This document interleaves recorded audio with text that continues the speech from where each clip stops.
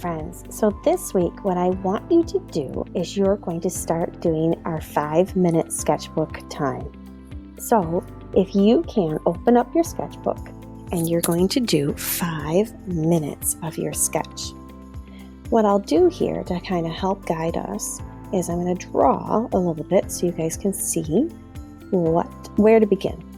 So you'll notice that there's a line that starts here and here, right? In the middle. So I'm going to draw to the best of my ability on my board here. Oops, silly me. There we go.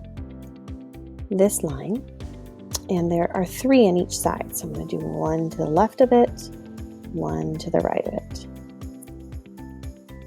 Remember, you can pause this video as much or as long as you need in order to follow along. The next 3 lines, I always start in that middle, so it goes from this corner to this corner. So I'm going to drag and draw that crisscross. And again, I'm going to do the same thing. I'm going to do one line on the left and one on the right. So now it gives you these diamond shapes. Inside the diamond shape for the second step, step number 2, no, step 1, is it asks you to draw this one line here. And it suggests, to make it easier, that you're going to do one at a time. So inside, you can notice there's that first one that we did in step 2. And you're going to add in 3 triangle kind of shaped lines. But this one, you're going to fill in. And you're going to repeat that in all of them. What you'll notice is these ones that have the full, like these 4 right here, as you can see, are really easy to do. But when you get to these corners, it's kind of like, well, what do I do? Well, you don't have the full thing. So for example, I probably would only draw the lines down and then fill it in. Same thing on the other side. You would draw only half those lines and then you'd fill it in. And for these areas, the big filled in would be actually smaller. So you're the one that gets to work on that, which is really cool. Okay, so our next, let me switch to the next slide. So here on day 2, you'll notice that, and I'll bring my little highlight clicks. You're going to notice that I promised us that I was going to show us some more modern day optical illusions or op art that artists are doing. And you can see in these pictures. So I'm going to swing over to an article that I came across.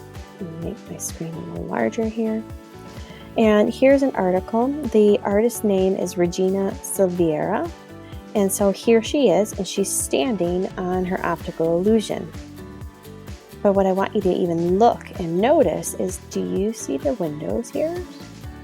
And the cars outside?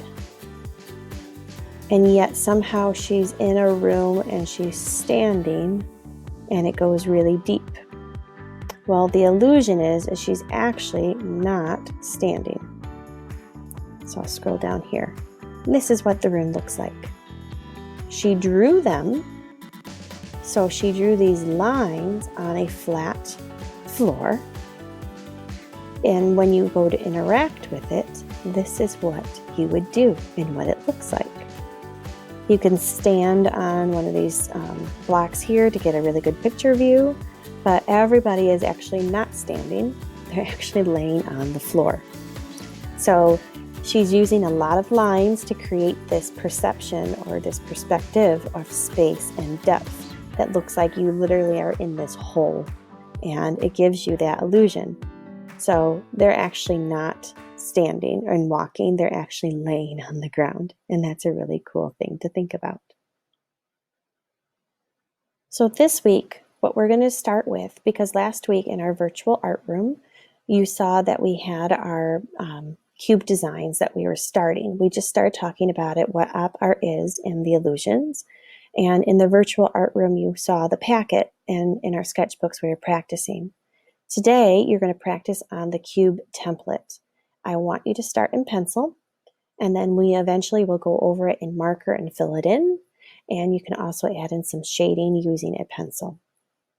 So when you go into your Google Classroom, you're going to notice that you have the virtual art room again, just like we did last week. And this space right here, you will notice the video I'm actually recording at the moment. But you're also going to see the two different items. The first is the cube template. So if you find you really enjoy doing this, you could actually print out your own at home. When you click on it, it'll open up to the attached one that I have in my folder. So you'll be able to have a copy of that. Same with the packet. We have the packet here. And then I probably will put my tutorial video right here. So if you don't want to watch this one and how I do the coloring and drawing of my Zentangles, you can quickly do a shortcut and watch myself here. Let's get started.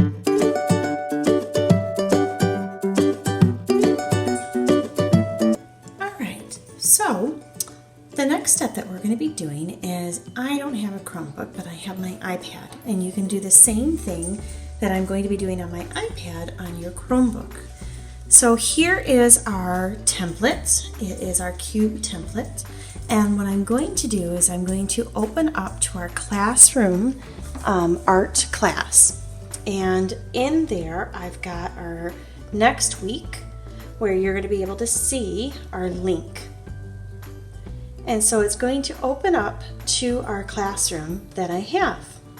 And what you're going to work on is, last week we practiced a couple in that packet here of your optical illusion designs. And so what I would like you to do is, there are 10 designs in this packet. And there are 1, 2, 3, 4, 5, 6 spaces on this cube.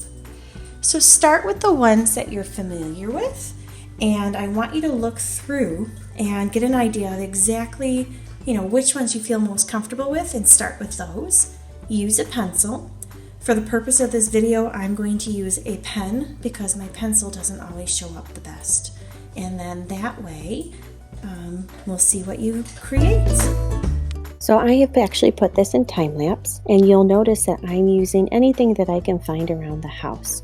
So I have a watercolor tray, and I use that to draw straight lines. But if you're working at school, if you have a ruler, you can use that. You can also use any sort of circle that you have around you, or just try your best to create that. You can have a folder or even a book, or work great as lines. So all you need to do is follow slowly, step by step. And if there's anything that gets you or you're confused on, message me, or when we're in class, you can ask me and I'd be happy to show you. But after you've done in pencil, you'll go over with marker or pen if you have a pen, and then I use the marker to fill in.